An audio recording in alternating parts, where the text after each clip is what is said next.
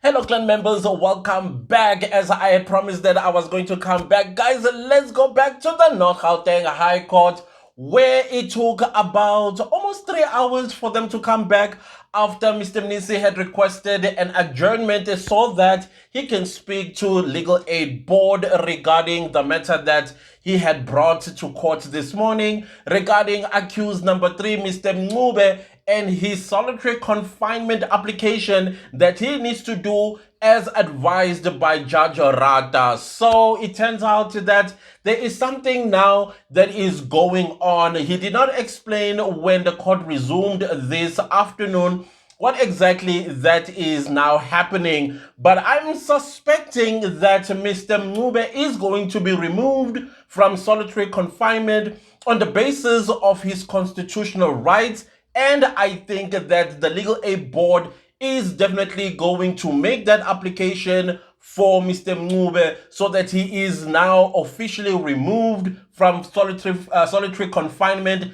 as per the court order once the hearing has been concluded, based on Judge Cameron's letter, I think, as well as his contribution regarding this whole entire saga about solitary confinements in prisons, which he says it is inhumane, especially for Mr. Mncube, who's been there for the past 4.5 years, from what we understand. So now let's get to the proceedings, because Mr. Mnisi decided that because things are now happening, I think he's happy with what is going on. He then decided to continue with cross-examination of Captain Ntini. Captain Ntini, whom I think is a hostile witness from what I'm picking up from him, because he's trying to outsmart Mr. Mnisi with the way he was responding, which is why I thought Mr. Mnisi came for the jugular with Mr. Ntini, because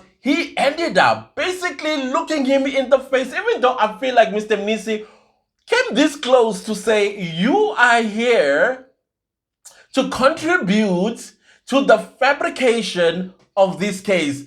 But he decided let him be more, to be a little bit more diplomatic about it, and called him a hired gun. Of course, the state got up on objection and said, well, a hired gun, basically, they took it literally to think that he is a hitman of some sort. And I'm like, didn't you go to school? Because figures of speech was one of the things that you must have learned, especially when you're a lawyer, because figures of speech is something that is a thing of the day, especially when you're doing law.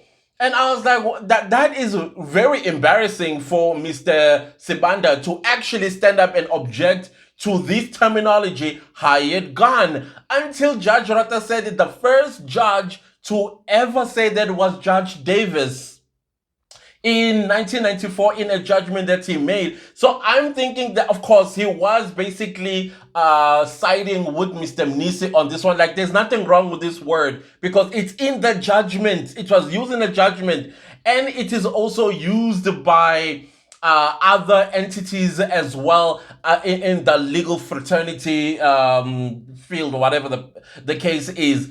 But it's a metaphor. That's what it is. It's not literal that, yeah, he was hired.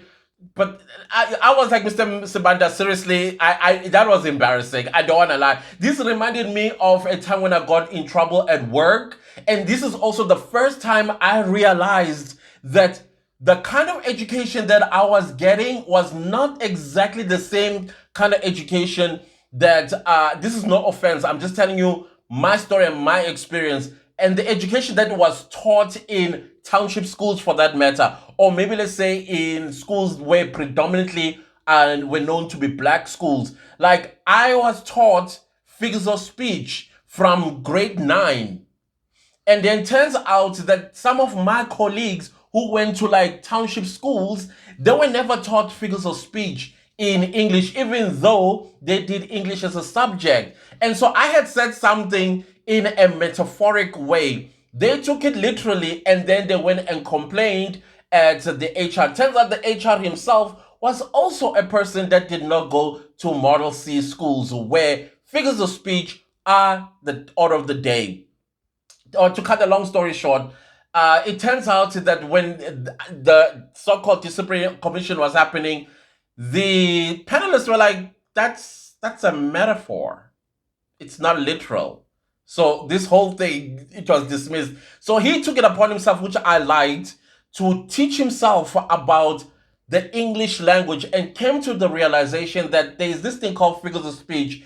And he actually did apologize. And he said, I completely did not know. We were not taught these things at school. I was like, no, it's cool. I did not. That also taught me to look deeper as well into what is actually taught in township schools. And that's where I learned that it's not six nor nine.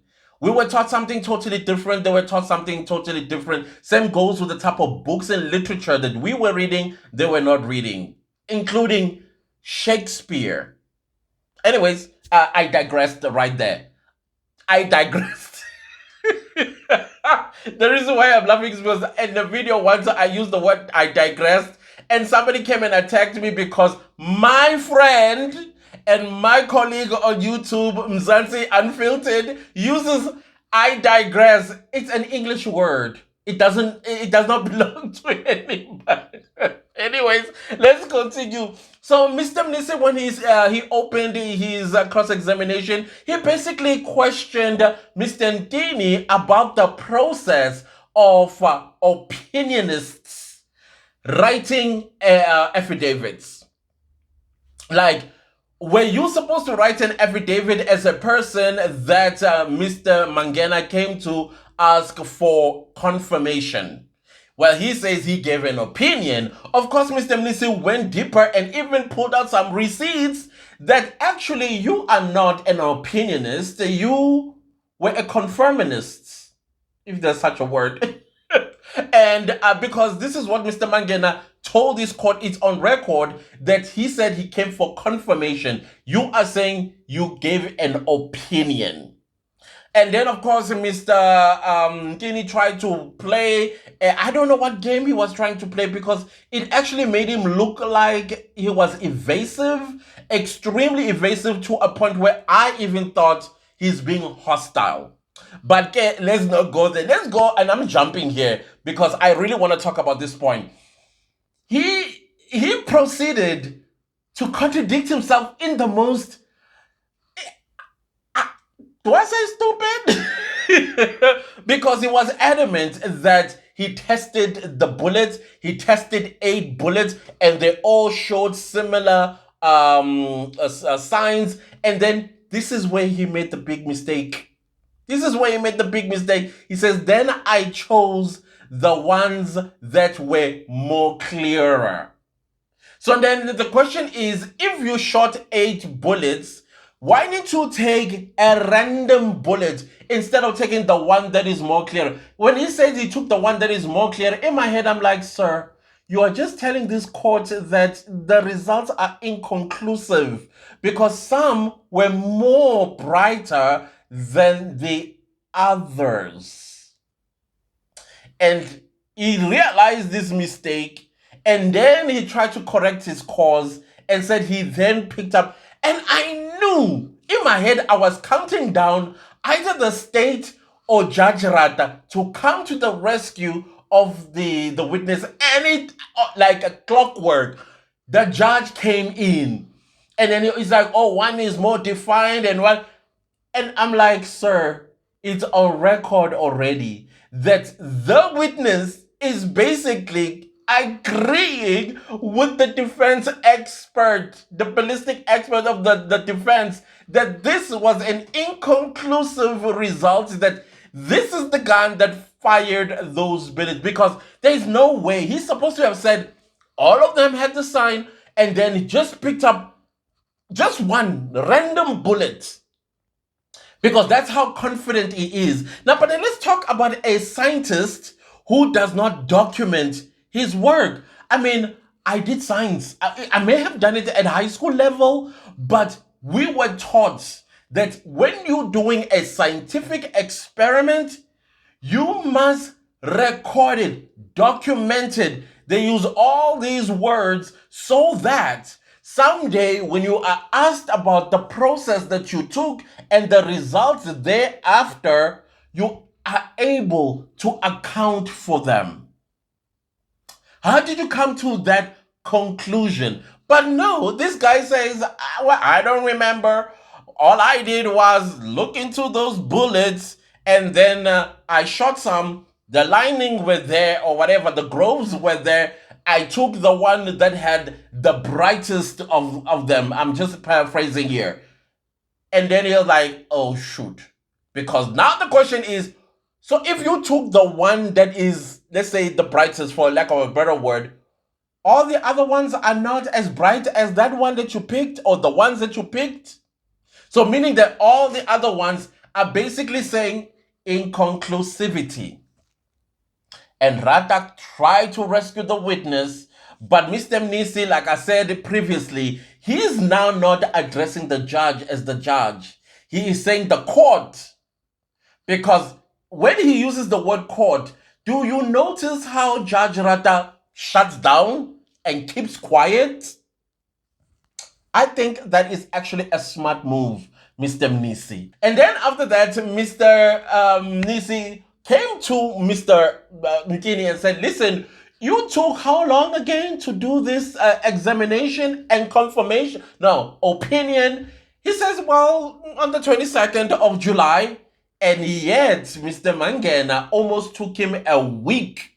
And the part that really, really got me was that he says that after he has done, this is Mangena, after he's done with his examination as the chief examiner, he then takes his work to somebody that is going to confirm it, right? So therefore, that means the person that is going to confirm it must also take just about the same time as Mangena took. So for them to come up with that conclusion to say, yeah, that is the gun that shot that bullet. But this guy, on the 22nd of July, Mangena approaches him, and on the 22nd of July, he's done. And yet it took Mangena almost a week.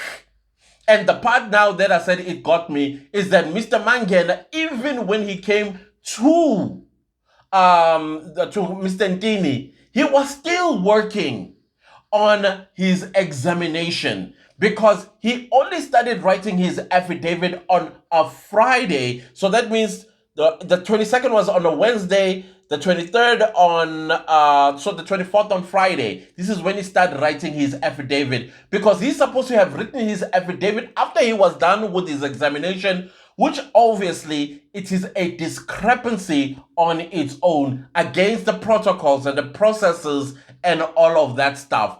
Then this guy tries to be quite smart about the findings as well, that their affidavits, the Mr. Mangena's affidavit and Mr. Ntini's affidavit, paragraph 3 and 4, mimic each other, including punctuation marks, spellings, etc. And I'm like, are you saying that they plagiarized each other's, statements?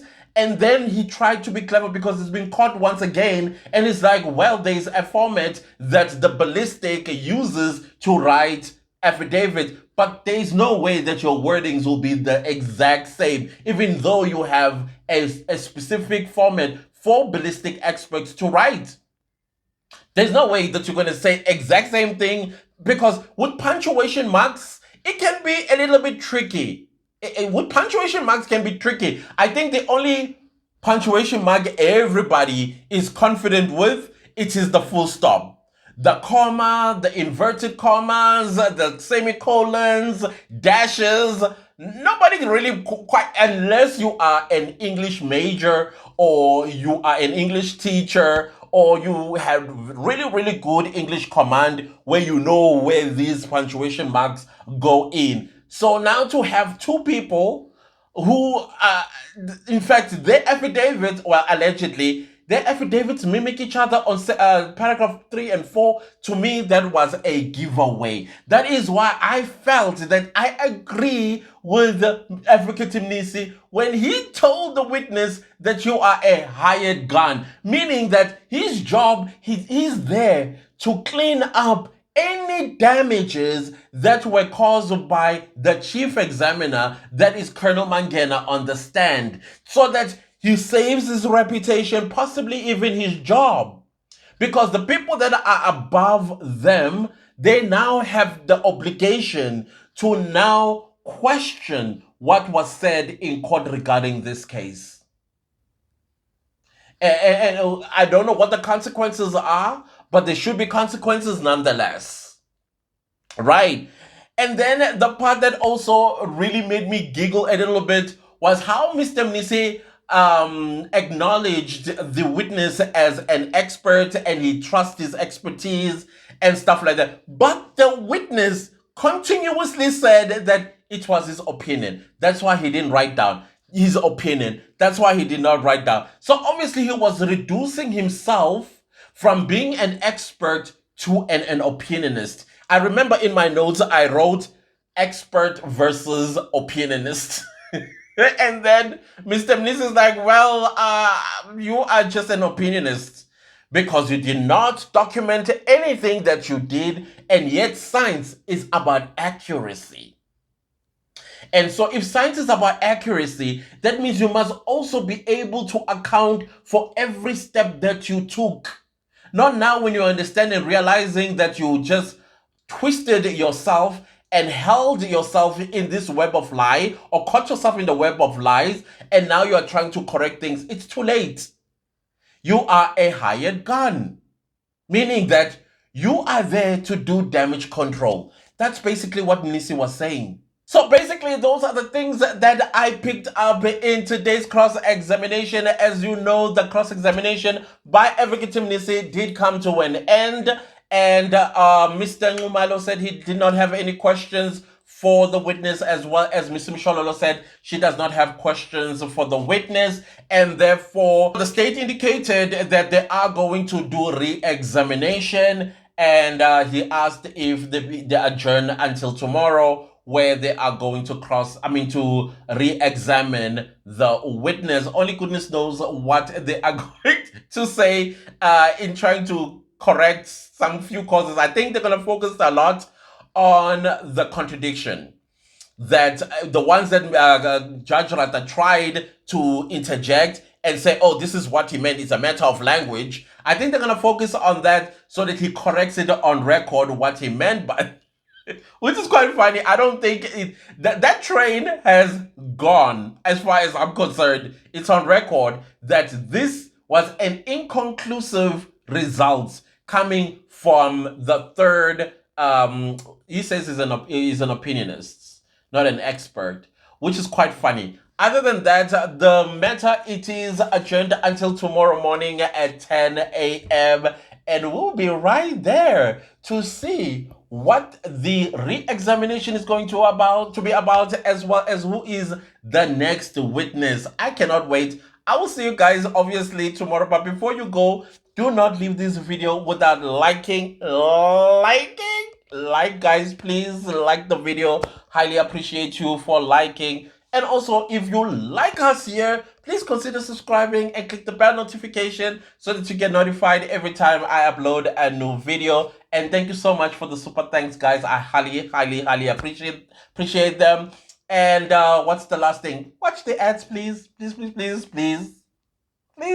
We are stuck at 12% of people that are watching the ads. Please. Thank you so much. I will see you next time with a new video. Goodbye.